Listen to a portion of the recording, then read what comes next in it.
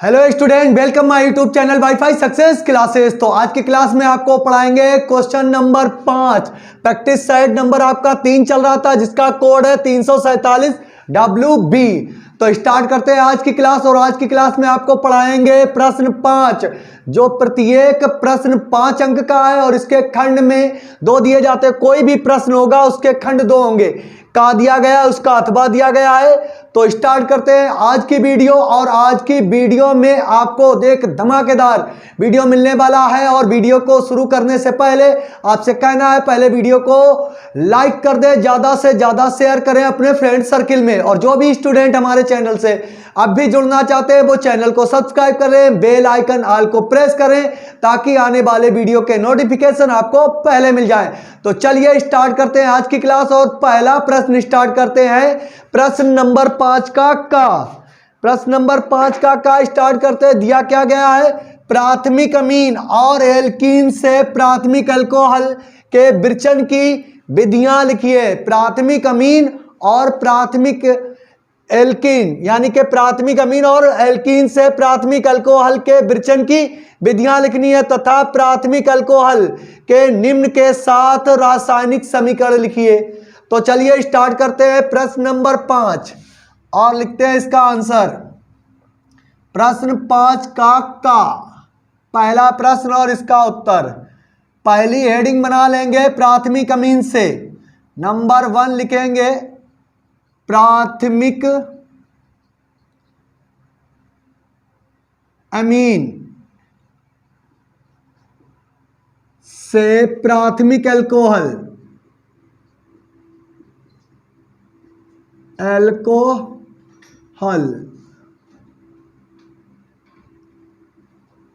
तो चलिए स्टार्ट करते हैं। प्राथमिक अमीन क्या होता है? आर सिंगल बॉन्ड NH वाले जितने NH2 वाले जितने भी कार्बनिक यौगिक होते हैं वो प्राथमिक अमीन कहलाते हैं। और इसको आपको कन्वर्ट करना है R सिंगल बॉन्ड OH में। कैसे कन्वर्ट करना है? तो ये एक क्रिया है जिसमें हम डाइजोनियम साल्ट बनाते हैं, जैसे बेंजीन डाइजोनियम क्लोराइड। तो स्टार्ट करिए। उपस्थिति लिखेंगे आप सोडियम नाइट्राइड और हाइड्रोजन क्लोराइड की, और इसकी रिएक्शन करा देंगे नाइट्रस अम्ल के साथ, HNO2 के साथ। जब प्राथमिक अमीन को नाइट्रस अम्ल के साथ सोडियम नाइट्राइड और हाइड्रोजन क्लोराइड की प्रेजेंस में गर्म करते हैं तो जल H2O, यानी कि यहां पर वाटर निकल जाता है, जल बाहर हो गया, और एक नाइट्रोजन ये और एक ये मिलकर N2 बन जाता है। N2 नाइट्रोजन गैस मुक्त हो जाती है। अब बचा क्या? एक हाइड्रोजन और एक O। तो R सिंगल बॉन्ड OH, यानी कि फर्स्ट डिग्री आपका अल्कोहल बन गया। एमीन बदल गया है अल्कोहल में, अल्कोहल। ये पहली विधि हो गई। अब दूसरी विधि बता रहा है। दूसरी विधि में क्या है? एल्कीन से प्राथमिक अल्कोहल। कोई भी एक एल्कीन लीजिए जिसमें ऐसी कार्बन की श्रृंखला जिसमें डबल बॉन्ड उपस्थित होते हैं, तो उसके विचरण के साथ में आप प्राथमिक अल्कोहल बनाएंगे। तो एल्कीन आप ले लीजिए, यहां पर लिखेंगे, पहले हेडिंग बना लेना, एल्कीन से प्राथमिक अल्कोहल,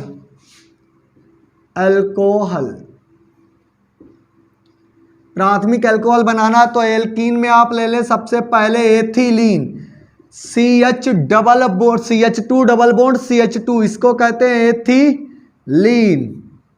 या IPAC में आप नाम लिखेंगे तो एथाइन बोलेंगे। इसको गर्म कर दीजिए हाइड्रोजन सल्फाइड के साथ, H2SO4, हाइड्रोजन सल्फेट के साथ में, H2SO4 के साथ में गर्म करेंगे तो पहले ये योगात्मक अभिक्रिया देगा। ये हाइड्रोजन बॉन्ड टूट जाएगा तो यहां पर भी एक बॉन्ड टूटेगा और ये हाइड्रोजन ट्रांसफर हो जाएगा इस तरफ, और शेष बचा हुआ कंपाउंड इसके साथ लग जाएगा। तो बनेगा CH3 single bond CH2 single bond HSO4। ये बन गया आपका एथिल हाइड्रोजन सल्फेट। अब इसके साथ में क्या करना है कि ये अल्कोहल में बदल जाए, तो इसका जल योजन करा दें। जल के साथ अब गठन कराएंगे तो OH ये प्लस का हो जाएगा और ये माइनस का। यहाँ पर ये बॉन्ड टूटने पर ये हो जाएगा प्लस का और ये माइनस का, जो उल्टे दे देंगे, ट्रांसफर कर देंगे उल्टे। ये हाइड्रोजन किसके पास चला जाएगा, H2SO4 बना देगा, हाइड्रोजन सल्फेट के पास चला जाएगा। OH किसके पास जाएगा, CH3CH2 और सिंगल बॉन्ड OH। ये आपका बन गया 1 डिग्री एल्कोहल, यानी कि प्राथमिक एल्कोहल। एल्कीन को हाइड्रोजन सल्फेट के साथ, कोई भी एल्कीन हो, प्रोपीन हो, एथीन हो, मेथीन हो, कोई भी हो, उसके हम हाइड्रोजन सल्फेट के साथ जब गर्म करते हैं तो पहले एडिशन कंपाउंड बनता है, और एडिशन कंपाउंड बनने के बाद में जब हम दोबारा एथिल हाइड्रोजन सल्फेट का जल योजन कराते हैं तो हाइड्रोजन सल्फेट जो उत्प्रेरक का कार्य कर रहा था वो पृथक हो जाता है और प्राथमिक अल्कोहल प्राप्त होता है। ये हो गई प्राथमिक अमीन से और एल्कीन से प्राथमिक अल्कोहल बनाने की विधियां, विरचन की विधियां। अब आ जाता है कि बता रहा है अल्कोहल की R सिंगल बॉन्ड COOH यानी कि कार्बोक्सिलिक अम्ल और HX यानी कि हाइड्रोजन हैलाइड के साथ में अपक्रिया के रासायनिक समीकरण देते हैं। तो इसको नोट कर लें और रब करते हैं। चलिए रब करते हैं और स्टार्ट करते हैं रासायनिक समीकरण। तो पहला रासायनिक समीकरण है number first, R single bond COOH से अभिक्रिया। तो प्राथमिक अल्कोहल को RCOOH को प्राथमिक alcohol R single bond OH के साथ में जब हम सांद्र सल्फ्यूरिक अम्ल की उपस्थिति में गर्म करते हैं तो जल अपघटित हो जाता है, ये जल निकल जाता है, H2O बाहर हो जाता है। शेष बचा कंपाउंड क्या है आपका R सिंगल बॉन्ड CO, और यहां पर क्या से बॉन्ड टूटा है O से, तो वहीं से जोड़ देंगे O और उसके साथ में क्या लगा R, यानी कि आपका एस्टर बनता है। एस्टर बनता है जब मोनोकार्बोक्सिलिक अम्लों को प्राथमिक अल्कोहलों के साथ में सांद्र सल्फ्यूरिक अम्ल की उपस्थिति में गर्म करते हैं तो जल अपघटन के पश्चात एस्टर बनते हैं। पहली अपक्रिया हो गई। दूसरी है हाइड्रोजन हैलाइड। चलिए number 2, H single bond X से अभिक्रिया, H सिंगल बॉन्ड X से अभिक्रिया। तो हम कराएंगे प्राथमिक अल्कोहल की R single bond OH plus HX के साथ गर्म करते हैं तो यहां पर गर्म करने पर जल बाष्पीकृत होकर उड़ जाता है और H2O बनाता है। शेष जो कंपाउंड बनता है R सिंगल बॉन्ड X यानी कि एल्किल हैलाइड, एल्किल हैलाइड बनता है, या हेलो एल्केन बोलते हैं इसको, एल्किल हैलाइड बनता है। ये दोनों अपक्रियाएं हो गई। अब उसके बाद में पूछता है एल्कोहल के प्रमुख उपयोग लिखिए।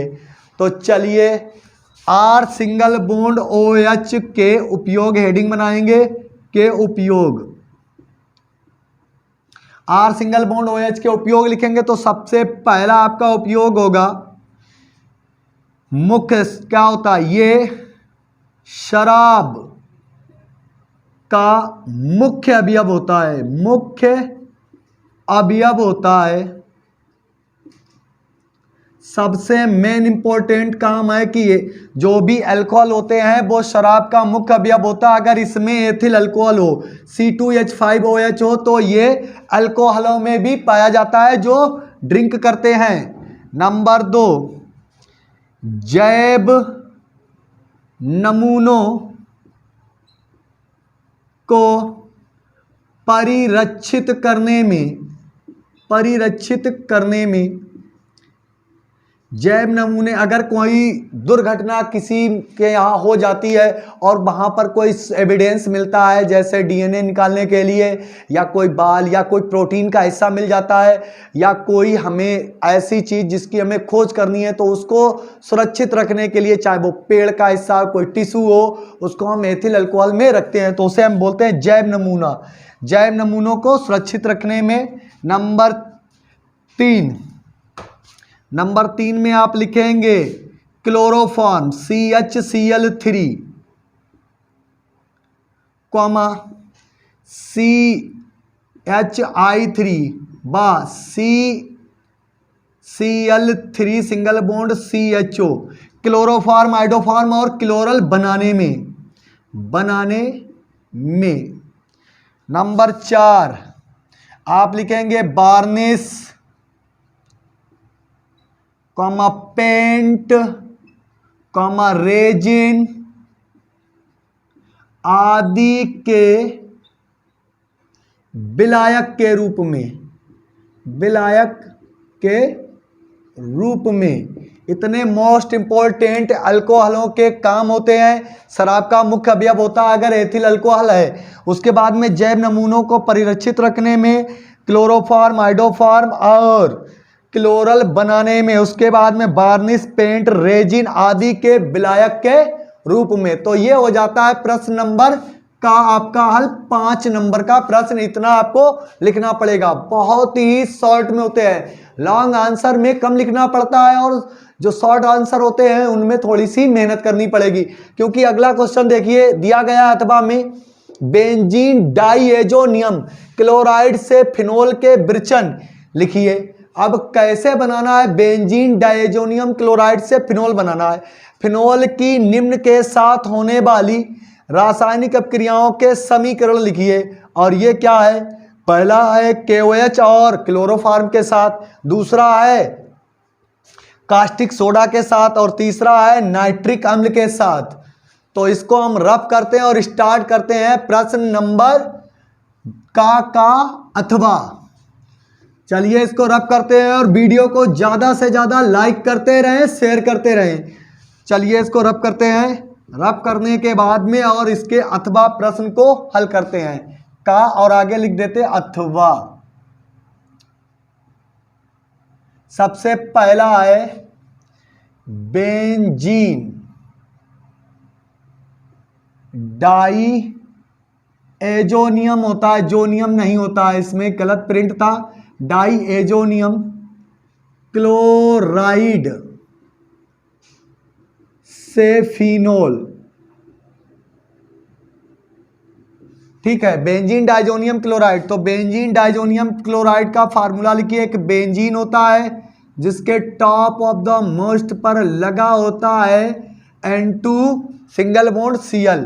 इसको आपको गर्म करना होगा सोडियम नाइट्राइड की उपस्थिति में और इसको हाइड्रोजन क्लोराइड के साथ में गर्म करेंगे, या फिर आप इसको गर्म कर देंगे नाइट्रिक अम्ल के साथ HNO2 के साथ।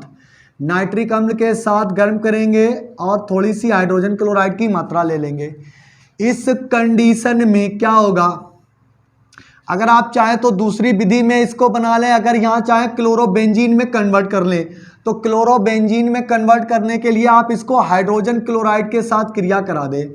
जैसे ही आप इसको गर्म करेंगे हाइड्रोजन क्लोराइड पृथक हो जाएगा, जबकि हाइड्रोजन क्लोराइड ही डाला गया। इस अपक्रिया का ये रूल है, तो यहाँ पर हाइड्रोजन क्लोराइड माइनस का हो जाएगा। इस कंडीशन में ये नाइट्रोजन अपना स्थान छोड़ देगी और मुक्त हो जाएगी N2 और बेंजीन पर आ जाएगा आपका Cl और बन जाएगा क्लोरोबेंजीन। अब हम क्लोरोबेंजीन को ऐसे के साथ में गर्म कर दें कि जो यहां पर OH ले आए, तो इसको हम गर्म करते हैं KOH के साथ, पोटेशियम हाइड्रोक्साइड के साथ। ये बॉन्ड क्रैश हो जाता है, पोटेशियम प्लस का होता है, इस पर चार्ज आ जाता है प्लस का और इस पर माइनस का, और ये माइनस का चार्ज है। तो पोटेशियम क्लोरीन के साथ मिलकर बना देता है KCl और OH पहुंच जाता है बेंजीन के ऊपर और बन जाता है आपका फिनोल।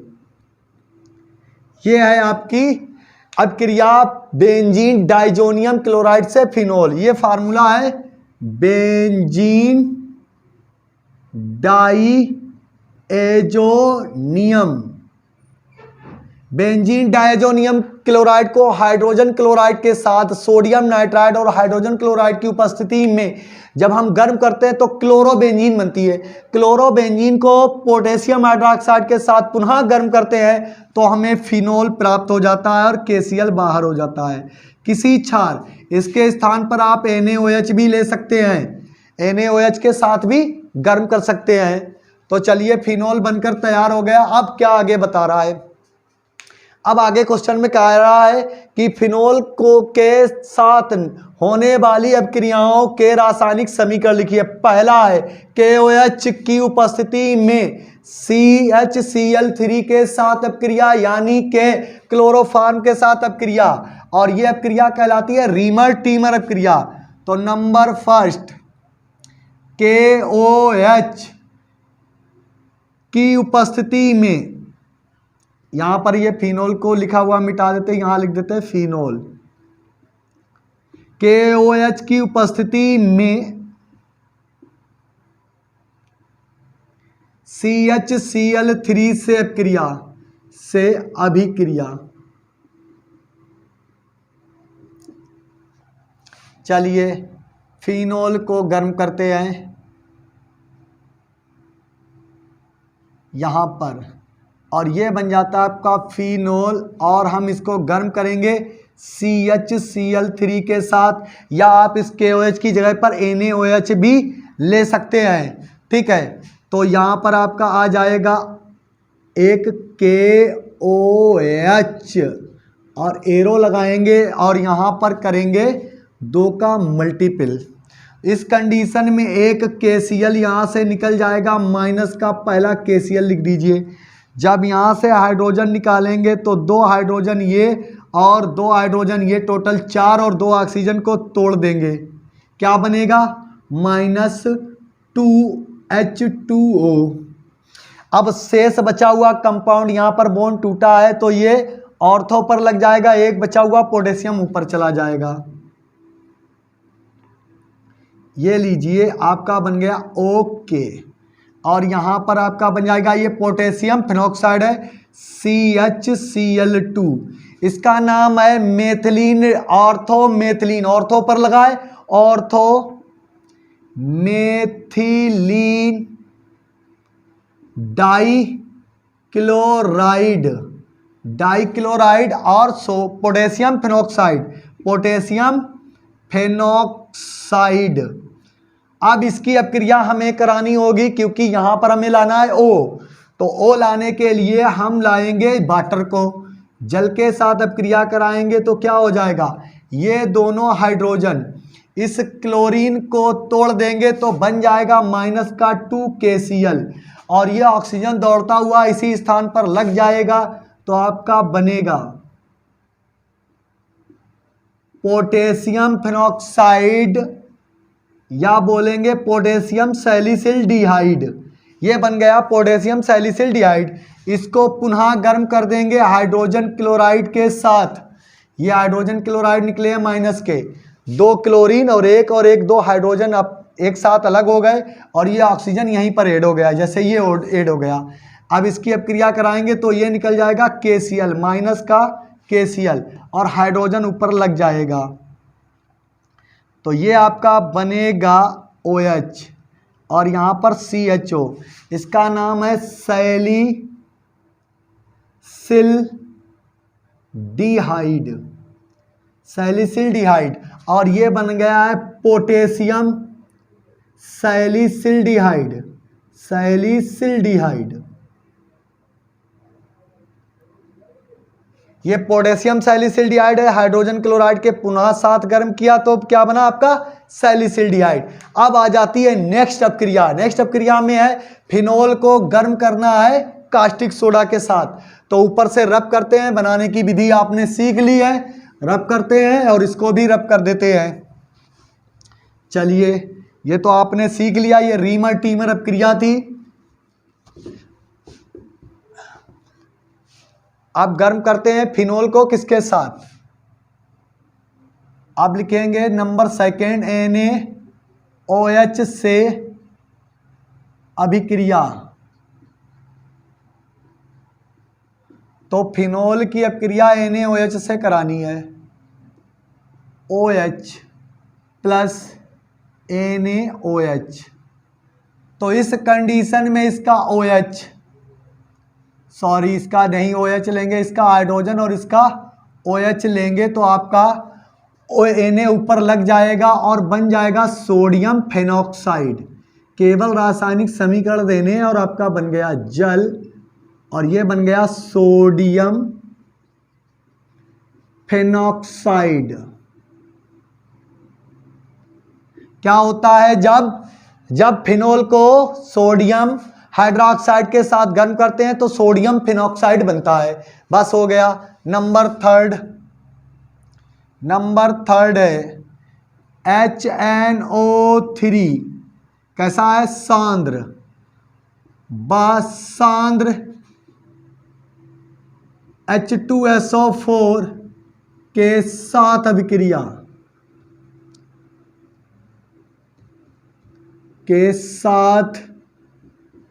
अभिक्रिया ट्राई नाइट्रोफिनोल यानी कि पिक्रिक अम्ल बनाना है। यहां पर HNO3 से क्रिया करानी है तो फिनोल को बनाएं और सांद्र नाइट्रिक अम्ल ले लें OH, और ये देता है कौन सा? इलेक्ट्रॉन स्नेही प्रतिस्थापन। तो HNO3 और प्रेजेंस किसकी होगी? सांद्र H2SO4। यहां पर देखिए कंडीशन कैसे लिखी है, सांद्र नाइट्रिक अम्ल और सांद्र H2SO4 के साथ अपक्रिया। अरे भाई ये भी सांद्र है। कैसा है? सांद्र।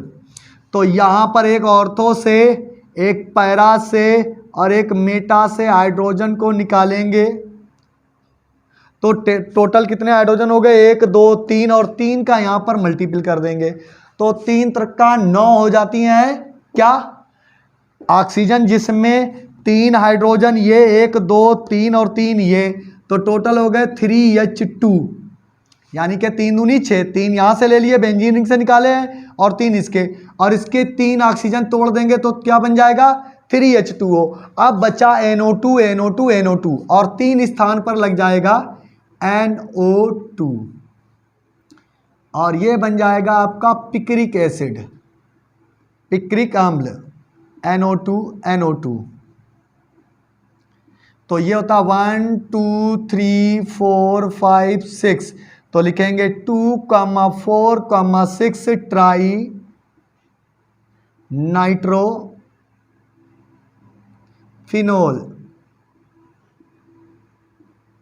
इसे बोलते हैं पिक्रिक अम्ल। तो क्या लिखते हैं कि जब फिनोल को सांद्र नाइट्रिक अम्ल और सांद्र सल्फ्यूरिक अम्ल के साथ गर्म करते हैं तो आपको ट्राई नाइट्रोफिनोल प्राप्त होता है। तो ये हो गई आपकी बेंजीन डायजोनियम क्लोराइड बनाने की विधि।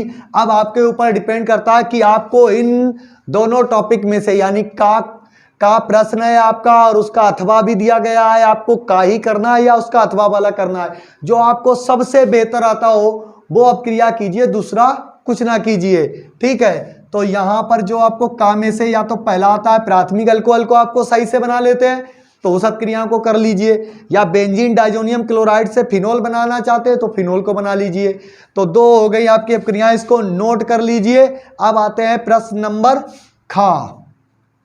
प्रश्न नंबर खा कुछ कह रहा है, इसको रफ करते हैं और लिखते हैं प्रश्न नंबर 5 का खा। रब करते हैं, जब तक वीडियो को लाइक कर दिया करें। चलिए खा, उत्तर में आपको लिखना होगा उत्तर, और बता रहा है क्या क्या होता है जब केवल रासायनिक समीकरण लिखिए। बेंजल्डिहाइड की क्रिया सेमी कार्बेजाइड से होती है, तो लिखिए बेंजल्डिहाइड की क्रिया नंबर 1, तो C6H5 single bond C double bond OH को हम कहते हैं बेंजल डिहाइड। ये आपका हो गया बेंजल डिहाइड। और सेमी कार्बेजाइड होता formula NH2 single bond NH single bond CO single bond NH2। इसकी अब क्रिया करानी है, ये है semi carbazide, semi carbazide. Semi carbazide की अभिक्रिया बेंजल्डिहाइड से करानी है तो ये ऑक्सीजन इस 2 हाइड्रोजन से मिलकर जल बना देगा और यहाँ 2 हाइड्रोजन टूटे तो 2 बंद हुए, जैसा फंक्शन बचा सब जोड़ दीजिए।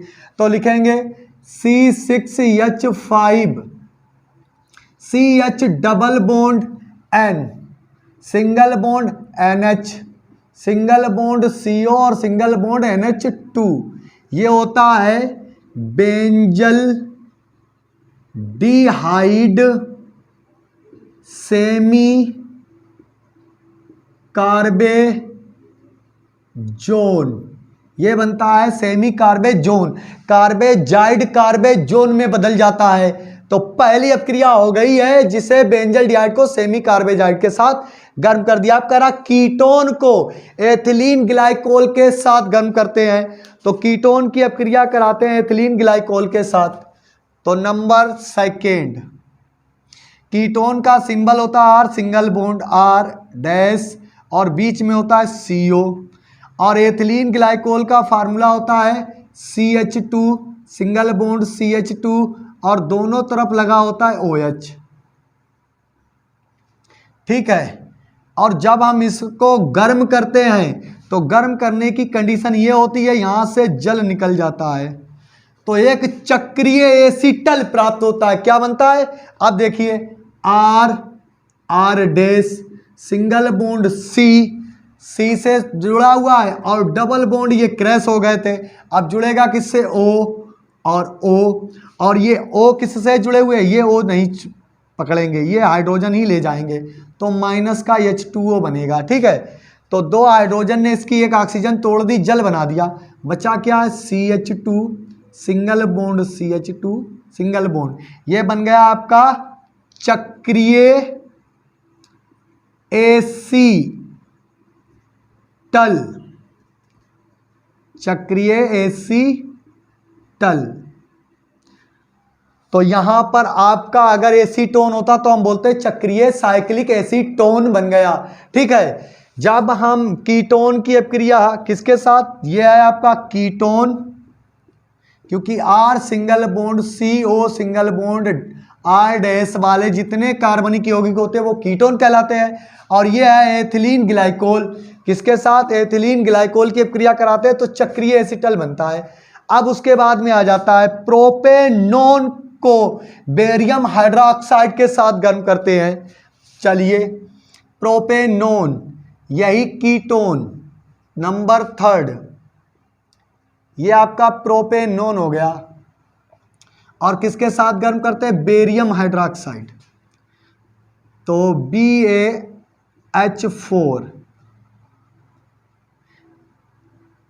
BaH4 यानी कि ये होता है अपचायक रीजेंट, अपचायक अभिकर्मक होता है। BaH4 लिखेंगे, H4 लिखेंगे तो यहां पर BaH2 लिखेंगे, BaH4 नहीं, क्योंकि हाइड्रोजन की वैलेंसी 2 होगी। ठीक, यहां पर बैरियम की वैलेंसी 2 होगी तो यहां पर 2 लिखेंगे। बैरियम हाइड्रोक्साइड के साथ करेंगे तो इसका अपचयन कराते हैं, ये हाइड्रोजन का दाता होता है। तो इस कंडीशन में ये बॉन्ड टूट जाएगा, एक OH यहां बन जाएगा और नीचे CH3, तो इसको हम सही से लिखते हैं तो बनता है CH3 single bond CHO single bond CH3, और ये H नीचे आया था। ठीक है, तो इसको ये देखिए यहां पर आ रहा है तो इसको हम लिख सकते हैं ऐसे करके CH, ये बन गया 2 डिग्री अल्कोहल। अल्कोहल इसका नाम है iso propyl alcohol, propyl alcohol. Alcohol क्या करेंगे? प्रोपेनोन को जब बेरियम हाइड्रोक्साइड के साथ गर्म करेंगे, बेरियम हाइड्रोक्साइड हो BaOH, तो यहां पर इसका अपचयन हो जाता है, BaOH का होल ट्वाइज होता है। ठीक है, बेरियम हाइड्रोक्साइड है, हमने हाइड्राइड लिख दिया था। बेरियम हाइड्रोक्साइड के साथ गर्म करते हैं तो ये अल्कोहल में चेंज हो जाता है और क्या बनाता है? Isopropyl alcohol. अब उसके बाद में आ जाती है तीसरी रिएक्शन। बहुत आसान रिएक्शन होती है, बहुत सिंपल सी होती हैं, ज़्यादा मेहनत नहीं करनी होती है, बस आपका कॉन्सेप्ट क्लियर होना चाहिए। देखिए नंबर थर्ड क्रिया, नंबर 4 में क्या है, एक सिंबल दिया गया RCOOH, और अब क्रिया किससे करा रहा है, PCl5 से, PCl5। तो ये तो आपको मालूम है, PCl5 के साथ अब क्रिया कराते हैं जब भी मोनोकार्बोक्सिलिक अम्लों की, तो एल्किल अम्ल बनते हैं। तो यहां से बॉन्ड क्रैक हो जाता है, तो बनता है आपका R सिंगल बॉन्ड CO, और इससे एक हैलोजन परमाणु ले लेता है, तो ये बन गया अम्ल हेलाइड। क्या बनते हैं, अम्ल हेलाइड। और इसका है आपने सिंबल पढ़ा होगा CH3COCl। अगर R के स्थान पर हम CH3COCl कर दें तो ये बन जाता है एसिटिल क्लोराइड।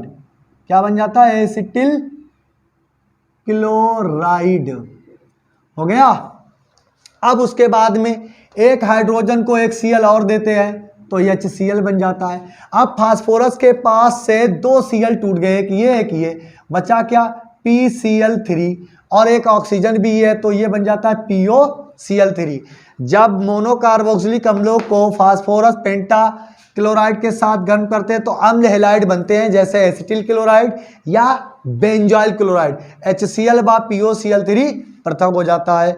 अब लास्ट अपक्रिया बची है, बेंजल्डिहाइड को कास्टिक सोडा के साथ गर्म करते हैं, जो यहां पर लिखी है कैनिजारो अपक्रिया, ये सेम अपक्रिया होनी है। चलिए स्टार्ट करते हैं। नंबर 5, बेंजल्डिहाइड को गर्म करना है, तो C6H5 C double bond OH किसके साथ गर्म करना है, NaOH के साथ।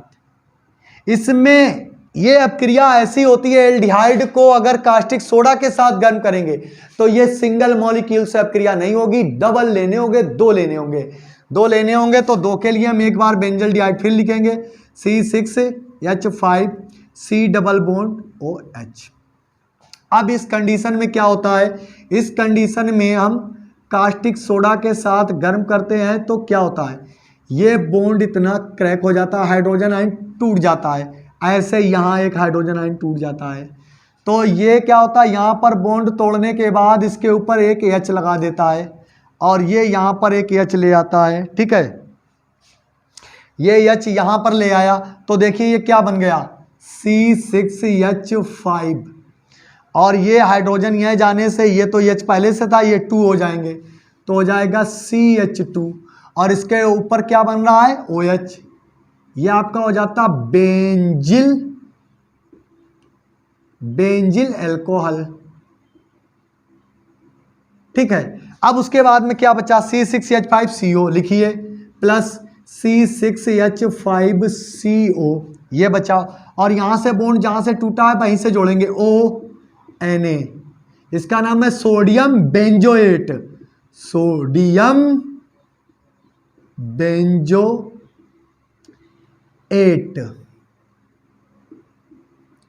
इसका मीन्स है कि ये बन गई आपकी, इस अपक्रिया का नाम होता है कैनिजारो अपक्रिया, जारो अभिक्रिया। याद रखें, कैनिजारो अभिक्रिया में एल्डिहाइडों के 2 अणु लेने पड़ते हैं, जिसमें आपका बनता है, एक अल्कोहल बनता है, दूसरा उसका एस्टर बन जाता है। ये अपक्रियाएं होती हैं। कितनी हो गई, कितने मिनट लगे, 1 2 3 4 5 अपक्रियाएं आपके लिए सिर्फ मात्र 5 मिनट की हैं, ज्यादा से ज्यादा 5 मिनट की। अब अथवा में खाका अथवा आ जाता है। एल्डिहाइड बनाने की 3 सामान्य विधियां और रासायनिक समीकरण लिखिए, विधियों के रासायनिक समीकरण लिखिए, निम्न के साथ अपक्रियाएं लिखिए। चलिए इसको रब कर देते हैं, आपने नोट कर लिया होगा, रब कर देते हैं। एल्डिहाइड बनाना है आपको, चलो ये लीजिए, हो गया। तो खाका अथवा क्या लिख देते हैं, अथवा एल्डिहाइड बनाने की सामान्य विधियां, एल्डिहाइड बनाने की सामान्य विधियां,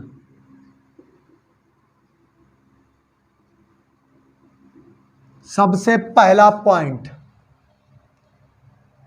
सी एथिल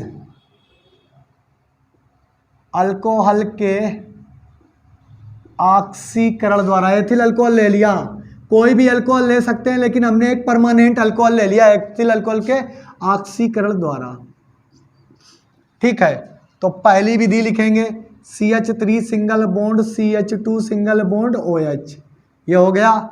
इसका हम ऑक्सीकरण कराएंगे तो देखिए क्या बनेगा, यहाँ पर नवजात ऑक्सीजन डालेंगे और यहाँ पर प्रेजेंस होगी K2Cr2O7 plus oblique H2O H2SO4 की प्रेजेंस होगी, थोड़ा अम्लीय बना लेते हैं।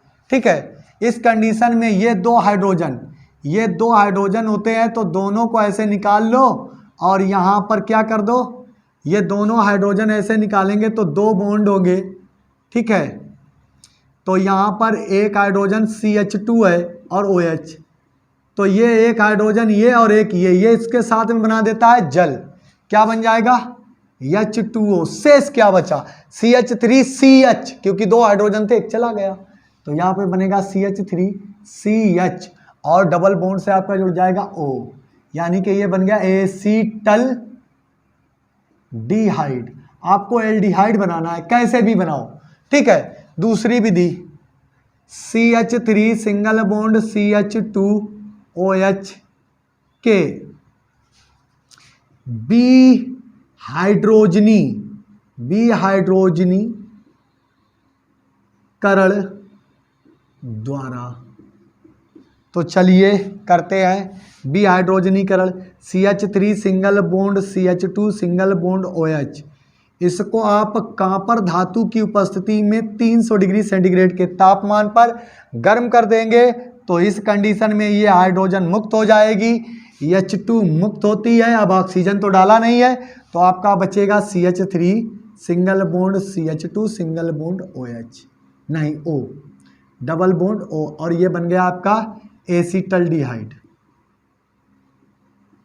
ये दूसरी विधि हो गई। अब एक परमानेंट आप विधि है कि इसका ऑक्सीकरण और किसी विधि द्वारा करा दीजिए। ठीक है, नंबर थर्ड, अगर आप चाहें तो इसका ऑक्सीकरण किसी और विधि द्वारा करा दें तब भी आपका एल्डिहाइड बन जाएगा। तो लिखेंगे ब्रोमीन जल द्वारा ऑक्सीकरण। ठीक है, ब्रोमीन जल द्वारा ऑक्सीकरण करेंगे तो हम लिखेंगे CH3 single bond CH2 single bond OH plus. आप कुछ ऐसी कंडीशन कराओ कि हमें ऑक्सीजन इस समय 2 लेनी होगी क्योंकि ब्रोमीन जल है। ठीक है, और इसके साथ H2O, तो ये 2 हाइड्रोजन बने हैं लेकिन 2 ऑक्सीजन को नहीं तोड़ सकते तो 2 का मल्टीपल करिए और ये दोनों ऑक्सीजन को आप तोड़ देंगे तो बन जाएगा 2H2O और बन जाएगा 2 अणु जल के CH3 single bond CH double bond O, ये बन गया आपका एसिटल डिहाइड और 2H2O बाहर। ये 3 विधियां हो गई। क्या है, एथिल अल्कोहल के ऑक्सीकरण द्वारा, एथिल अल्कोहल के विहाइड्रोजनीकरण द्वारा, ब्रोमीन जल के ऑक्सीकरण द्वारा, या सीधे सीधे लिख देंगे कि डिहाइड्रेशन द्वारा भी अल्कोहल बनाया जा सकता है इसी द्वारा, और एल्कीन के जल योजन द्वारा भी आपका बनता है, एल्काइन के जल योजन द्वारा भी एसिटल डिहाइड बनाया जा सकता है। लेकिन आप 3 विधियां लिखने थी, 3 विधियां आपने लिख ली हैं। अब बता रहा है क्या, तथा निम्न अभिक्रियाओं को लिखिए और एल्डोल संघनन व कैनिजारो अभिक्रिया बताइए। ये हो गई एल्डिहाइड बनाने की विधि। अगर आपको एल्डिहाइड का symbol R single bond CHO बताया जाता है तो आप इसकी जगह पर R लिख सकते हैं, R। ठीक है, R लिख सकते हैं तो आपका सिंबल ये RCHO बन जाएगा, RCH डबल बॉन्ड O। यहाँ पर आप मिटाकर R लिख सकते हैं तो आपका ये एल्डिहाइड। अब इसका नाम नहीं लिख सकते आप कि ये एसिटल डिहाइड है, ये एल्डिहाइड है, पता नहीं कौन सा एल्डिहाइड है। ठीक है, ये ऐसे कर सकते हो और ये भी ऐसे ही कर सकते हो। कोई भी अल्कोहल ले लो और उसके 2 अणु ले लेंगे तो यहाँ पर भी आपका क्या बनेगा, एल्डिहाइड बनेगा। अब आपकी कराते हैं क्रिया एल्डोल संघनन। चलिए रफ करते हैं। इसको रब करते हैं और आते हैं पहला रासायनिक समीकरण पे। पहला रासायनिक समीकरण आपका क्या होगा? नंबर फर्स्ट, नंबर 1 क्या है? एल्डोल संघनन। एल्डोल संघनन में क्या होता है? दो एक जैसे या विपरीत, दो एक जैसे या विपरीत एल्डिहाइडों की अपक्रिया जब हम कराते हैं तो एक हाइड्रोक्सी बन जाता है और एक एल्डिहाइड समूह एक कार्बनिक यौगिक में बना रहता है, उसे हम कहते हैं एल्डोल संघनन। तो लिखते हैं पहला CH3 single bond C double bond OH, ये है आपका एसीटल्डिहाइड।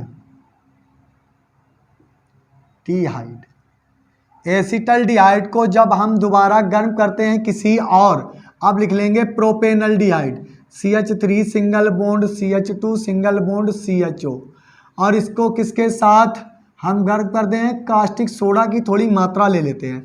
अब इस कंडीशन में इसके दोनों हाइड्रोजन खोल लेते हैं CH3, तो ये बॉन्ड और ये बॉन्ड क्रैक होता है, तो ये हाइड्रोजन इससे संपर्क कर जाता है और ये आधे बॉन्ड इधर पलट जाते हैं, इधर पलट जाते हैं।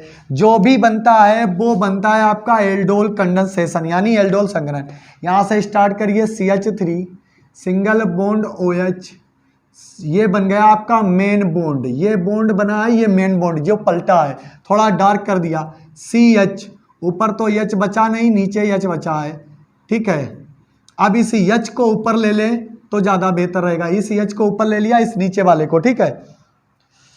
अब ये हाइड्रोजन यहाँ रह गया और आगे लिखेंगे CH2 सिंगल बॉन्ड CHO, यहाँ पर इसको रब कर देते हैं, ये तो हो ही गया है, तो पूरा क्वेश्चन आपके सामने आ जाए। ये हो गया CHO, ये कहलाता है एल्डोल कंडेंसेशन, एल्डोल संघनन। अगर इसका पुनः हम जल अपघटन करा देते हैं, पुनः जल अपघटन करा देते हैं किसी के H2SO4 की प्रेजेंस में, तो यहाँ पर जो आपका टूटता है, ठीक है, और यहाँ पर जो आपका बचता है वो हो जाता है सिनेमल्डिहाइड, ये बन जाएगा CH3 सिंगल बॉन्ड, माइनस का क्या निकल गया H2O और CH डबल बॉन्ड CH, ये देखिए यहाँ पर डबल बॉन्ड हो गया, यहाँ H लगा हुआ है, और ये CH2 सिंगल बॉन्ड CHO, ये बन जाता है आपका सिनेमल डिहाइड।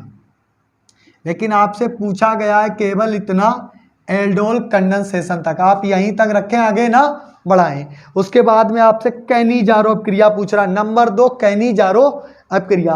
तो इसको रब करते हैं और स्टार्ट करते हैं दूसरी अपक्रिया, देख लीजिए आसानी से, नोट कर लें अपनी कॉपी पर, मोस्ट इंपॉर्टेंट है एल्डोल कंडेंसेशन। चलिए इसको रब करते हैं कैनिजारो अपक्रिया।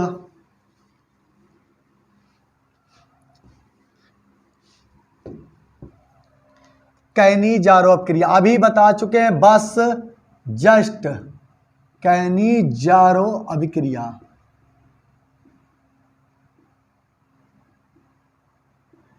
बताया है कैनिजारो अपक्रिया में कास्टिक सोडा के साथ एल्डिहाइडों को गर्म किया जाता है, जिसमें एल्डिहाइडों की संख्या होती है कम से कम 2। इससे कम ली तो आपकी अपक्रिया कभी नहीं होगी, आप मेहनत करते रहेंगे, याद रखिए। इस कंडीशन में थोड़ा इसको दूर लिखते हैं NaOH।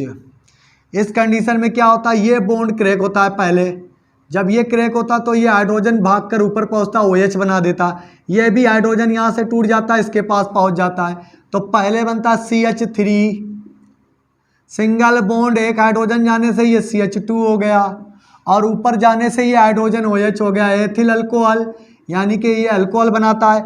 बचा क्या, CH3CO, यानी कि CH3CO बचा है, और यहाँ से O से बॉन्ड जुड़ेगा ONA, यानी कि सोडियम एसीटेट बनता है। तो इस प्रकार से प्रश्न नंबर 5 का दी एंड हो गया, प्रश्न नंबर 5 का दी एंड हो गया। ये 5 नंबर प्रश्न है, पहले अनसॉल्व पेपर में देख के बताते हैं। सॉरी, ये प्रश्न नंबर 6 है, ये प्रश्न नंबर 6 है, 5 लिखे हैं हमने, लेकिन प्रश्न नंबर आपका 6 है। याद रखेंगे ये प्रश्न नंबर आपका 6 था। अनसॉल्व पेपर देख रहे हैं, मैंने जल्दी में लिख दिया था, अनसॉल्व में आपका प्रश्न नंबर 6 है। तो अब प्रश्न नंबर 7 स्टार्ट करेंगे और प्रश्न नंबर 7 स्टार्ट करने में आपका अब स्टार्ट होगा प्रश्न नंबर 7 और प्रश्न प्रत्येक प्रश्न 5 अंक का होगा। तो चलिए स्टार्ट करते हैं प्रश्न नंबर 7। तो अब स्टार्ट करते हैं प्रश्न नंबर 7 और प्रश्न नंबर 7 इससे पहले वाला जो प्रश्न था वहां पर यहाँ पर जो लिखा था प्रश्न नंबर 5 वो गलती से लिख गया था। वो सभी प्रश्न जितने भी क्वेश्चन किए थे प्रश्न नंबर 6 के हल किए थे। अब प्रश्न नंबर 7 को हल करेंगे और इसको आप अनसॉल्व पेपर में देख सकते हैं, इतने नादान नहीं है आप। तो आप पहला प्रश्न पढ़ते हैं। इसके खंड दिए गए हैं, खंड का और खा, 2 खंड दिए गए हैं, दोनों खंडों में अथवा जरूर होता है। इसका अथवा आया नहीं, बता देंगे आपको अथवा में क्या है। तो प्रश्न पहला का है जिसका पहला खंड है फास्फीन बनाने की प्रयोगशाला विधि का वर्णन कीजिए तथा इसकी कॉपर सल्फेट के साथ अपक्रिया का समीकरण लिखिए। तो फास्फीन आपको बता दें कि आपका पी ब्लॉक में PH3 फास्फीन, PCl3 और PCl5 के जो टॉपिक हैं वो सब हटा दिए गए हैं। ये 3 टॉपिक हटा दिए गए हैं फास्फोरस से। फास्फोरस के केवल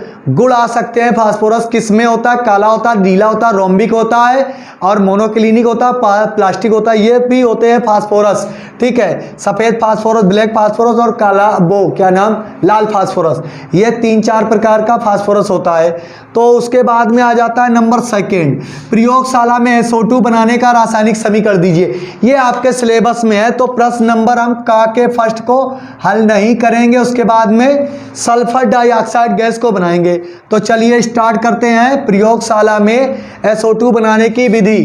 प्रश्न नंबर 7 का और उसका लिखेंगे फर्स्ट और यहाँ पर लिखेंगे उत्तर। तो प्रयोगशाला में SO2 बनाने का रासायनिक समीकरण लिखेंगे। तो हम क्या लिखेंगे? सोडियम Na2SO3, सोडियम सल्फाइड को सांद्र सल्फ्यूरिक अम्ल के साथ गर्म करते हैं तो हमें सल्फर डाइऑक्साइड प्राप्त होती है। देखिए ये इसका एक ऑक्सीजन, ये हाइड्रोजन तोड़ देता है, ये पूरा ही हाइड्रोजन H2 तोड़ देता है तो बनता है H2O। अब यहाँ पर NO2 बचा, Na2 और ये SO4 के साथ जुड़ जाता है तो सोडियम सल्फेट बनता है। ठीक है, अब क्या बचा? अब बचा है आपका यहाँ पर SO और 2 और ये सल्फर डाइऑक्साइड गैस बन जाती है। ये पहली विधि हो गई। लिखते हैं सोडियम सल्फाइड को सांद्र सल्फ्यूरिक अम्ल के साथ गर्म करने पर सोडियम सल्फाइड बनता है और जल पृथक हो जाता है, सल्फर डाइऑक्साइड गैस बनती है। नंबर 2 अगर आप लिखना चाहें तो सल्फर को आप सांद्र सल्फ्यूरिक अम्ल H2SO4 के साथ गर्म कर दीजिए। सल्फ्यूरिक अम्ल की मात्रा बढ़ाइए तो 4 हाइड्रोजन इसके 2 ऑक्सीजन तोड़ देंगे तो T2H2O बन जाएगा। अब बचा क्या? 2 सल्फर और 2 कितने ऑक्सीजन बचे हैं? यहाँ पर 4 दूनी 8 हैं तो बचे हैं टोटल आपके ऑक्सीजन कितने? यहाँ बचे हैं 2 दूनी 4 थे, 4 दूनी 8 थे तो यहाँ पर 6 बचे हुए हैं। तो सल्फर के आगे 2 का मल्टीपल लगाएंगे और SO2 लिख देंगे तो ये हो जाता है आपका 2 दूनी 4 और यहाँ पर 3 हो जाएंगे। सल्फर के आगे 3 मल्टीपल लगाएंगे, 1 सल्फर ये है और 2 ये हैं तो इसे और इसे जोड़ेंगे तो टोटल 3 सल्फर हो जाएंगे तो ये सल्फर डाइऑक्साइड बनती है। क्या सोडियम सल्फाइड को सांद्र सल्फ्यूरिक अम्ल के साथ गर्म करते हैं तो सोडियम सल्फेट बनता है और हमें सल्फर डाइऑक्साइड प्राप्त होती है। उसके बाद सल्फर को हम सांद्र सल्फ्यूरिक अम्ल के साथ सीधा गर्म कर दें तब भी हमें सल्फर डाइऑक्साइड मिल जाती है। ये प्रयोगशाला में सल्फर डाइऑक्साइड बनाने की 2 रासायनिक समीकरण हो गए। अब इसके आगे बताता है इसकी अम्लीय पोटेशियम परमैंगनेट से अपक्रिया बतानी है। तो चलिए इसके अंदर लिखते हैं अम्लीय K2Cr2O7 से अभिक्रिया। चलिए SO2 को गर्म कीजिए किसके साथ? K2Cr2O7 प्लस H2SO4, ये अम्ल बना देता है। ठीक है, एरो आपको आगे लगाना है, हमें पीछे नीचे झुकाना पड़ेगा। तो यहाँ पर आपका बनता है सल्फेट। पहले तो ये पोटेशियम इस सल्फेट को तोड़ देंगे, बनेगा K2SO4। इस पोटेशियम ने इस सल्फेट को तोड़ दिया। ठीक है, अब बचे 2 हाइड्रोजन, इसकी 1 ऑक्सीजन छीन लेंगे। तो 2 हाइड्रोजन इसकी 1 ऑक्सीजन छीन लेंगे तो H2O बन जाएगा। इन 2 हाइड्रोजन ने इसकी 1, यहाँ 6 ऑक्सीजन है और यहाँ पर बना SO2 और क्रोमियम है। क्रोमियम की वैलेंसी होती है 3, तो Cr2 है। और क्रोमियम जब भी इसके साथ जुड़ेगा तो सल्फेट बना लेगा। ऑक्सीजन इसके साथ जुड़ते हैं तो SO4 का होल थ्राइज। क्रोमियम की वैलेंसी होती है SO4 का होल थ्राइज, यानी 3 वैलेंसी होती है नॉर्मल। अब यहाँ पर ऑक्सीजन देखते हैं, 3 चौक 12, कितने हो गए 12। अब यहाँ पर हैं कितने हैं 6, यहाँ बचे 2, यहाँ बचे 8। तो अब हमें ऑक्सीजन को पूरा करना होगा, तो यहाँ सल्फर 3 करने होंगे क्योंकि 3 का मल्टीपल लगाया, ये सल्फर अकेला नहीं है 3 है। तो 3 दूनी 6 और कितने हो जाएंगे 8, 8 6 14 और यहाँ पर 8 3 दूनी 6 हो गए और यहाँ पर 8 बचे हुए हैं, नहीं सॉरी 6, 7 थे यहाँ 8 कैसे बचेंगे 6, तो 6 6 12 और 3 चौक 12, ये हो गई। क्या बनता है सल्फर डाइऑक्साइड को अम्लीय पोटेशियम परमैंगनेट, ये अम्ल है के साथ गर्म करते हैं पोटेशियम सल्फेट बनता है। और क्रोमियम सल्फेट, ये क्या होता है क्रोमियम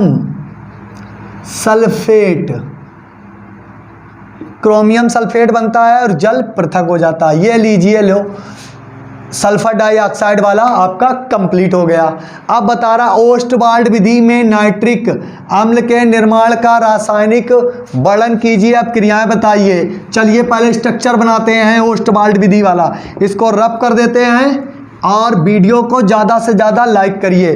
तो अब आ जाता है का अथवा, क्या लिखेंगे अथवा। ठीक है, इसको और रब करते हैं, अभी भी कुछ पॉइंट दिख रहे हैं, अथवा लिखते हैं। अथवा में क्या है ओस्टवाल्ड विधि में, तो ओस्टवाल्ड विधि पहले हेडिंग बना लो,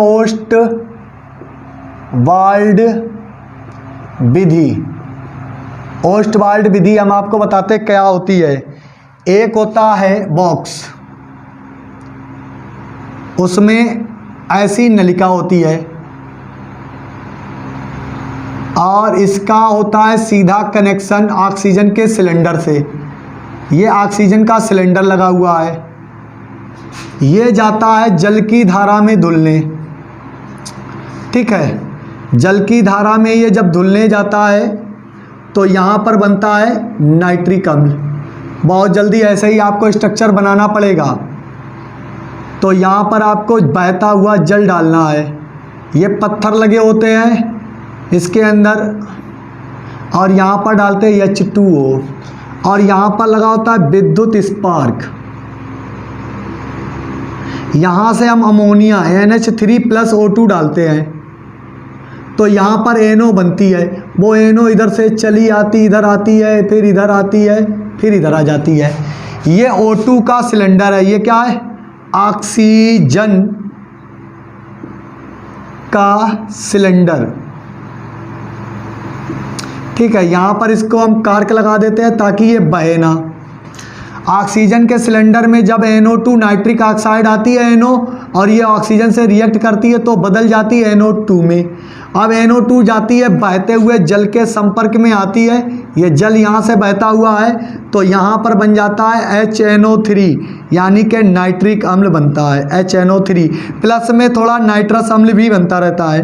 तो देखते हैं, तो इसका तापमान, ये जो प्लेटिनम PT इलेक्ट्रोड लगे होते हैं, PT इलेक्ट्रोड लगे होते हैं या उत्प्रेरक कहते हैं, उत्प्रेरक, और इसका तापमान होता है 700 डिग्री सेंटीग्रेड।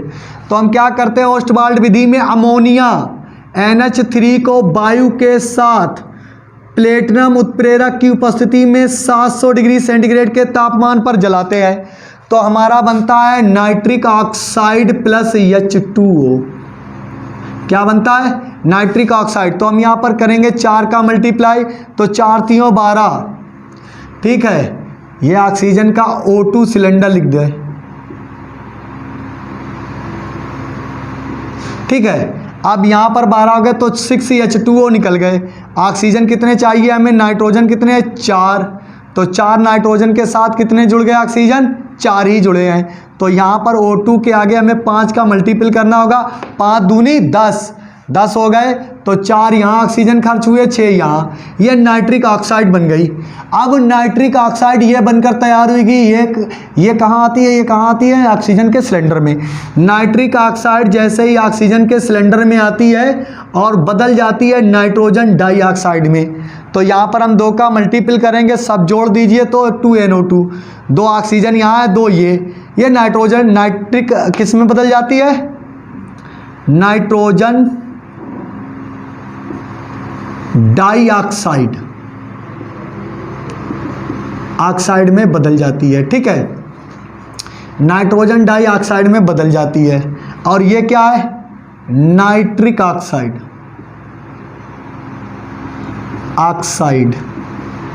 अब नाइट्रोजन डाइऑक्साइड NO2 को जल के साथ धोते हैं तो H2OH होता है जल का फार्मूला।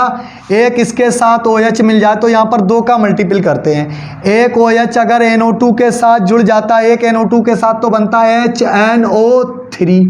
जैसे आपको हम बताते हैं 2 बार NO2 लिख लीजिए। अगर ये NO2 इसके साथ मिल जाता है, ये HO, तो एक ऑक्सीजन इसके साथ 3 हो जाता है तो HNO3। एक हाइड्रोजन इस NO2 के साथ मिलता है तो बनता है HNO2 नाइट्रस अम्ल। ये क्या है, नाइट्रिक अम्ल, दोनों का मिश्रण बनता है नाइट्रिक अम्ल, ये बनाते हैं। ये है ओस्टवाल्ड विधि। अमोनिया को ऑक्सीजन के साथ प्लेटिनम धातु की उपस्थिति में जलाते हैं तो जल और नाइट्रिक ऑक्साइड बनता है। नाइट्रिक ऑक्साइड ऑक्सीजन के सिलेंडर में पहुंचकर नाइट्रोजन डाइऑक्साइड में बदल जाता है। फिर ये बहते हुए जल के संपर्क में आता है, जल के संपर्क में आता है तो नाइट्रिक अम्ल बनता है, जिसको हम यहाँ पर निकाल लेते हैं। ये जो यहाँ इकट्ठा है वो HNO3 है, ज़्यादा हो जाएगा तो इस टब में निकाल लीजिए। हो गया। ये नाइट्रिक अम्ल बनाने की 3 समीकरण है। ये है 3 समीकरण, मोस्ट इंपोर्टेंट है ओस्टवाल्ड विधि सन 2021 के लिए, याद रखें। मोस्ट इंपोर्टेंट ये विधि है, आएगी 101% ये रिएक्शन आएंगी आपको ओस्टवाल्ड विधि द्वारा नाइट्रिक अम्ल बनाने की विधि। अब कह रहा है कि नाइट्रिक अम्ल की कॉपर की अपक्रिया गर्म व सांद्र नाइट्रिक अम्ल के साथ और फास्फोरस की अपक्रिया सांद्र नाइट्रिक अम्ल के साथ कराते हैं तो क्या होता है। तो इसको देख लिया होगा। अब हम इसको रब करते हैं, आगे बढ़ते हैं। चलिए इसको रब कर देते हैं और आगे बढ़ते हैं, अब क्रियाएं कराते हैं। तो पहले कॉपर से अपक्रिया, कॉपर से अभिक्रिया। तो कॉपर धातु को डाल दो, Cu को डाल दो HNO3 के साथ में, तो आपका बनेगा कॉपर नाइट्रेट CuNO3 का होल ट्वाइस। और क्या बनेगा यहाँ पर, कॉपर के साथ में नाइट्रोजन धातु है, नाइट्रोजन गैस मुक्त करेगी और जल बन जाएगा H2O।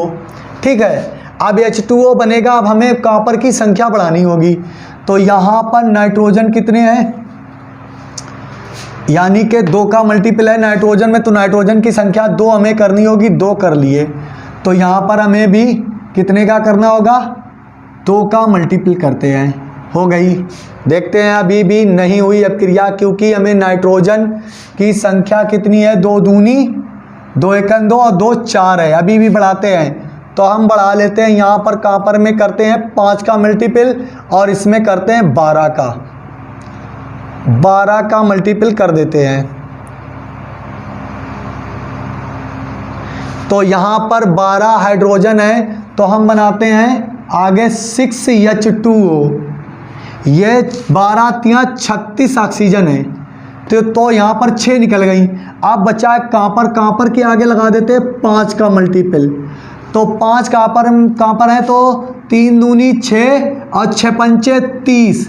देखिए 3 दूनी 6, 2 तियाँ 6 और 6 पंचे 30 ऑक्सीजन है और 6 इसके साथ है, यानी कि 36 ऑक्सीजन पूरी खर्च हो गई। अब नाइट्रोजन को जोड़ते हैं। नाइट्रोजन 2 एकन 2 और 2 पंचे 10 नाइट्रोजन है। यहाँ पर मल्टीपल किया हमने 12 का तो 2 ये उड़ रही है। ये अपक्रिया होती है कॉपर की नाइट्रिक अम्ल से अपक्रिया कराने पर कॉपर नाइट्रेट बनता है, नाइट्रोजन मुक्त होती है और जल भी बनता है। उसके बाद में किससे अपक्रिया है, नंबर 2 फास्फोरस से अपक्रिया, पी से अपक्रिया, अभिक्रिया। तो फास्फोरस से अपक्रिया नाइट्रिक अम्ल की कराते हैं HNO3, मल्टीपल हाई होते हैं तो यहाँ पर बनता है H3PO4 यानी कि फास्फोरिक अम्ल, इसका नाम है फास्फोरिक अम्ल। और बनता है नाइट्रोजन डाइऑक्साइड, ठीक है, नाइट्रोजन डाइऑक्साइड बनता है। और क्या बनता है, और आपका बनता है H2O जल। अब देखते हैं हम कितने बनाते हैं। हाइड्रोजन की संख्या कुछ ज़्यादा मात्रा में हो गई तो यहाँ पर हम मल्टीपल करते हैं 2 का, तो 2 यहाँ पर करने होंगे फास्फोरस, तो 2 3 6 हाइड्रोजन ये और 2 8 ये, तो 8 हो गए, तो कम से कम 10 का मल्टीपल करिए, 10 का। 10 हाइड्रोजन है तो 6 यहाँ यूज हो गए, 2 3 6 और 3 2 दूनी 4 यहाँ, तो 2 3 6 और 2 दूनी 4, 6 4 10। अब बचा NO3, अब 10 ऑक्सीजन और खर्च करने हैं तो ये 10 क्या बन जाएंगे NO2, तो 10 ऑक्सीजन है, ऑक्सीजन को पूरा कर लिया, समझो रिएक्शन हो गई। तो यहाँ पर 10 3 30 हैं, 10 ऑक्सीजन कहाँ गए, 2 यहाँ गए, 10 22, अब 2 चाकू 8 यहाँ हो गए पूरे, 10 20 और 2 22 और 8 30 हो गए, क्योंकि फास्फोरस के पास कोई ऑक्सीजन नहीं, ऑक्सीजन नाइट्रिक अम्ल से ही मिला है, तो ये बन गया फास्फोरिक अम्ल। जब फास्फोरस को नाइट्रिक अम्ल के अधिकता में गर्म करते हैं तो फास्फोरिक अम्ल बनता है और नाइट्रोजन डाइऑक्साइड मुक्त होती है, जल पृथक हो जाता है। ये लीजिए अब क्रियाएं हो गई, देख लीजिए, नोट कर लीजिए। चलिए रब करते हैं, वीडियो को लाइक करते रहें। अब आ जाता है क्वेश्चन नंबर 7 का खा। 7 का खा बहुत आसान है, ग्लूकोज वाला प्रश्न आए ना, ऐसा हो ही नहीं सकता। तीसरा सेट चल रहा है, ग्लूकोज बनाने की 2 विधियों का रासायनिक समीकरण लिखिए, है ना। ग्लूकोज का प्रश्न आए ना, ऐसा हो ही नहीं सकता है। तो ग्लूकोज बनाने की 2 विधियां लिखनी है, खा।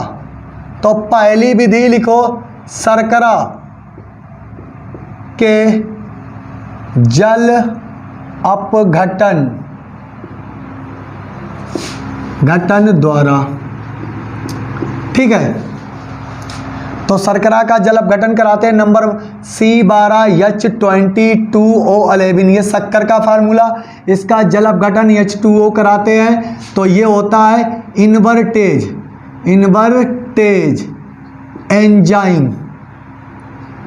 एंजाइम की उपस्थिति में कराते हैं। तो एक मॉलिक्यूल्स बनता है C6H12O6 ग्लूकोज, दूसरा C6H12O6 फ्रक्टोज। ये बना है आपका ग्लूकोज और ये बना है आपका, सही से लिख देते हैं आगे, C6H12O6 फ्रक्टोज। क्या लिखा है, शर्करा का जल अपघटन इन्वर्टेज एंजाइम की उपस्थिति में कराने पर ग्लूकोज और फ्रक्टोज बनता है। एक विधि हो गई, 2 पूछी हैं, यहाँ पर 2 विधियां हैं, तो दूसरी लिखिए नंबर 2, स्टार्च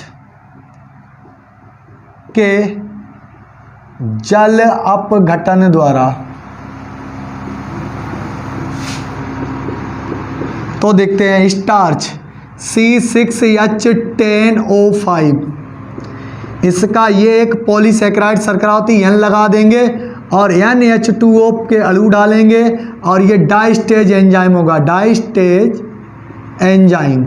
डाइस्टेज एंजाइम की उपस्थिति में ये हाइड्रोजन इसके साथ जुड़ेंगे, 12 कर देंगे और इसको क्या कर देंगे 6, तो C6H12O6 के अनलिमिटेड यानी N अणु बनते हैं, ये बनता है आपका ग्लूकोज।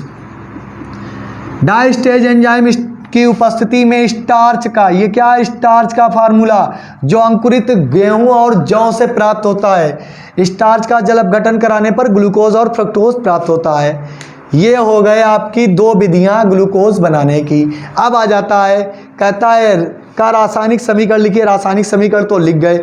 इसकी हाइड्रोक्सिल अमीन से व एसिटिक एनहाइड्राइड से होने वाली अपक्रियाओं के रासायनिक समीकरण लिखिए और बताइए इन अपक्रियाओं से क्या प्रमाणित होता है, क्या सिद्ध होता है, ये भी बताना है।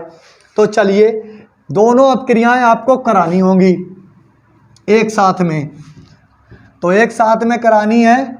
तो सबसे पहली हेडिंग बना लो यहां पर, फर्स्ट NH2OH, ये आपका है हाइड्रोक्सिल अमीन। हाइड्रोक्सिल अमीन से अपक्रिया होती है तो हम ग्लूकोज को इस तरीके से लिखते हैं, HCHOH का होल 4 और लिख देते हैं CH2OH।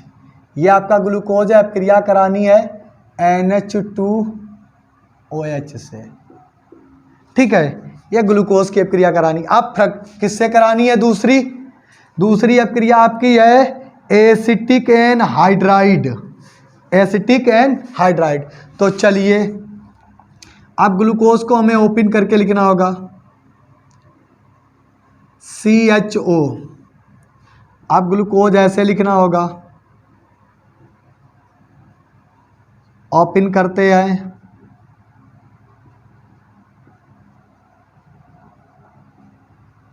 चार हो गए और CH2OH। और इसका एसिटिक एनहाइड्राइड, यानी कि एसिटिक एनहाइड्राइड का फार्मूला होता है CH3CO और यहाँ पर एक ऑक्सीजन लगा होता है, इसको आपको गर्म करना है। ये काय की पुष्टि करते हैं, तो ये करता है एल्डिहाइड समूह से अपक्रिया और यहाँ से निकाल देता है जल, माइनस का H2O बाहर और शेष जो बचा है वो यहीं जुड़ जाएगा, CH double bond N single bond OH, यहाँ पर CHOH का होल 4 और CH2OH, ये बन गया ग्लूकोस ऑक्सिम। हाइड्रोक्सिल अमीन ग्लूकोज से जब अपक्रिया करता है, यानी कि ग्लूकोज से अपक्रिया करता है तो आपका बनता है ग्लूकोज ऑक्सिम बनता है, ठीक है। अब ये करेगा अपक्रिया, तो यहाँ पर सबके बॉन्ड लगा हुआ है, ये हाइड्रोजन 1 2 3 4 5 हाइड्रोजन टूटे हैं तो ये बॉन्ड टूटेंगे, तो ये माइनस का होगा, ये प्लस का। हाइड्रोजन सब प्लस के आयन देंगे, ग्लूकोज के आयन देंगे और ये सभी जुड़ जाएंगे किससे? इससे। कितने हैं हाइड्रोजन? 1 2 3 4 5 हैं, तो ये भी हमें 5 चाहिए, ये टुकड़ा भी 5 चाहिए। तो इसको पहले लिखते हैं CH3 और CO, इससे क्या जुड़ा? O। कितने टुकड़े हैं? 5। कितने हाइड्रोजन आएंगे? 1 2 3 4 5 हाइड्रोजन आ गए। अब बचा कितना फंक्शन ग्लूकोज का? अब ये हिस्सा 5 बार बचा हुआ है, जुड़ना कहाँ? यहाँ पर।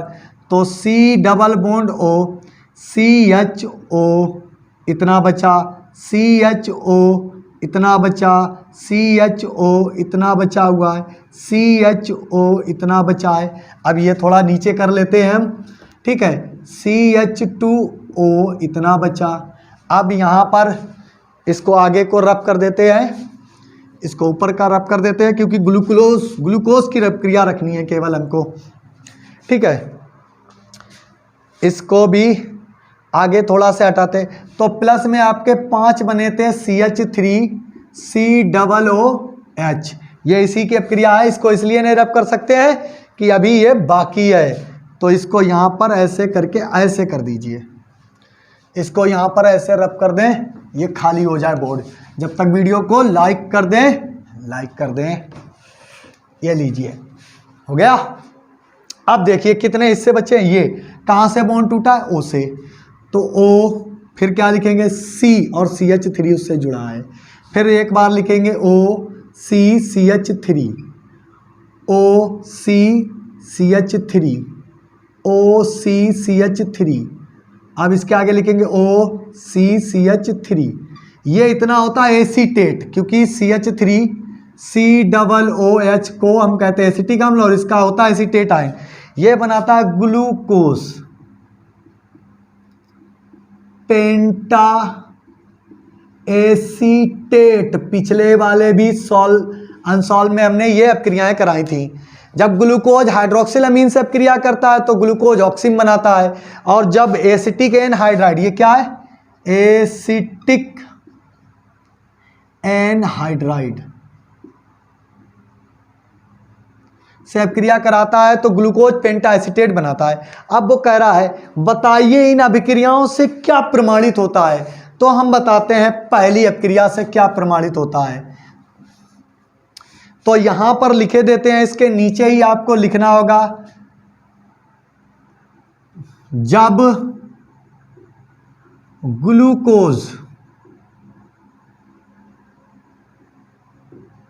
NH2OH से अभिक्रिया करता है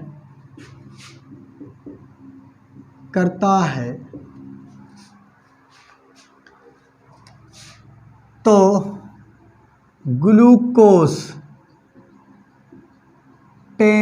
ग्लूकोज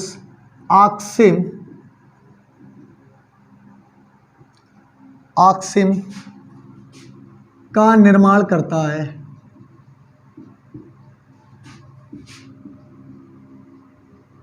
इससे यह प्रमाणित होता है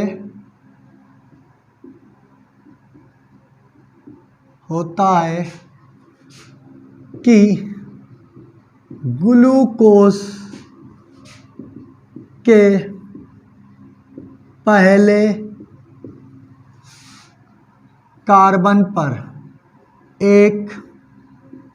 कार्बन पर एक सिंगल बॉन्ड CHO एल्डिहाइड समूह उपस्थित है।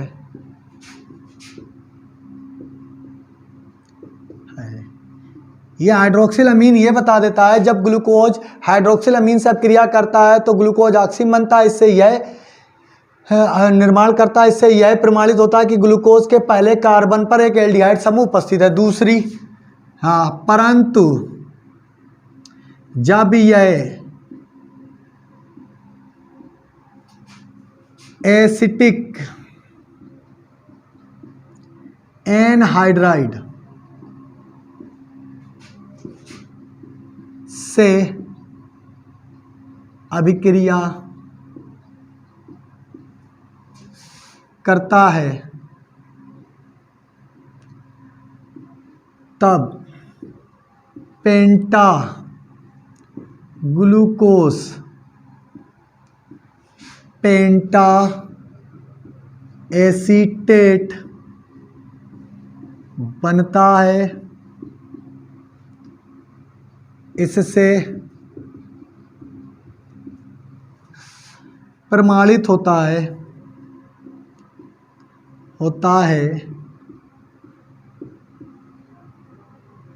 ग्लूकोज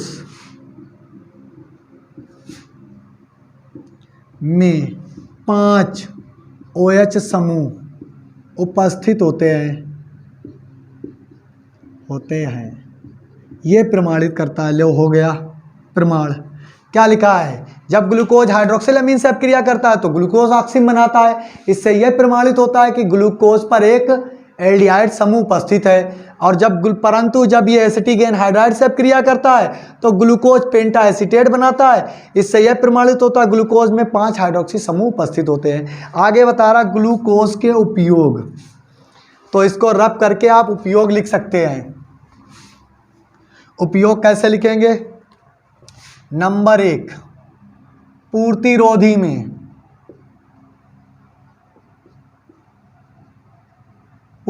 में जब बॉडी में ग्लूकोज की कमी हो जाए तो पूर्तिरोधी में उपयोग करते हैं। दुर्बल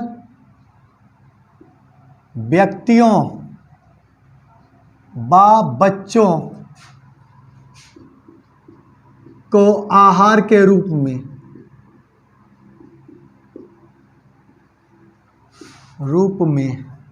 और लिखना है तो इसको भी रब कर लो, इसको भी रब कर लेते हैं। नंबर 3, तत्काल ऊर्जा प्राप्त करने में,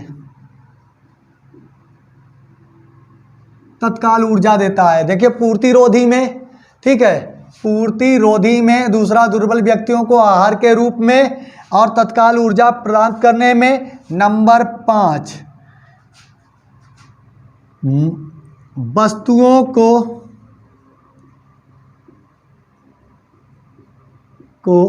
मधुकर बनाने में। और कितने लिखेंगे भाई, चलिए स्टॉप करते हैं। अब आ जाते हैं प्रश्न नंबर 7 खा का अथवा में, इसमें है विटामिन का चैप्टर, विटामिन। अब हम आपको अनसॉल्व उठाकर इसके बारे में बताते हैं क्या आपसे पूछा गया। तो अनसॉल्व ग्लूकोज 7 का खा प्रश्न नंबर अथवा देखिए, खा का अथवा विटामिन क्या है। वसा में विलय विटामिन के अणुसूत्र, रासायनिक नाम एवं महत्व लिखिए और इसकी कमी से होने वाले रोगों के नाम भी लिखिए। तो विटामिन आपके सिलेबस से इस बार रिड्यूस कर दिए गए हैं, आपको विटामिन नहीं पढ़ने हैं, विटामिन से कोई मतलब नहीं है। विटामिन आप जर्नल बातों के लिए पढ़ना चाहते हैं तो पढ़ लें अपने किताब से, लेकिन विटामिन इस बार सिलेबस में नहीं है, तो इस टॉपिक को हटा दें। आपका अनसॉल्व नंबर 3 पूरा होता है।